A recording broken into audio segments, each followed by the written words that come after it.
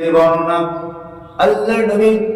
বিশ্ব নবী মুহাম্মদ রাসূলুল্লাহ সাল্লাল্লাহু আলাইহি ওয়াসাল্লাম যখন বাজারে প্রবেশ করতেন এই দোয়াটি পাঠ করতেন, লা ইলাহা ইল্লাল্লাহু ওয়াহদাহু লা শারীকা লাহু লাহুল মুলকু ওয়া লাহুল হামদ ইউহয়ী ওয়া ইউমীত ওয়া হুয়া আলা কুল্লি শাইইন কাদির। লা ইলাহা ইল্লাল্লাহ, আপনি আল্লাহ ছাড়া, লা ইলাহা ইল্লাল্লাহ, আল্লাহ ছাড়া কোনো উপাস্য নাই, ওয়াহদাহু, তিনি একক, লা শারীকা লাহু, তার কোনো শরীক নাই,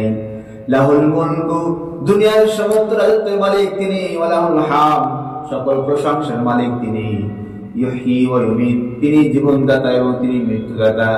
ওয়া হুয়া আলা কুল্লি শাইইন কাদির, আর তিনি সকল বিষয়ে সর্বশক্তিমান। এই জন্য এই দোয়াটি আমরা সব সময় বাজারে গেলে পাঠ করব, লা ইলাহা ইল্লাল্লাহ ওয়াহদাহু লা শারীকা লাহু লাহুল মুলকু ওয়া লাহুল হামদ ইউহয়ী ওয়া ইউমীত ওয়া হুয়া আলা কুল্লি শাইইন কাদির।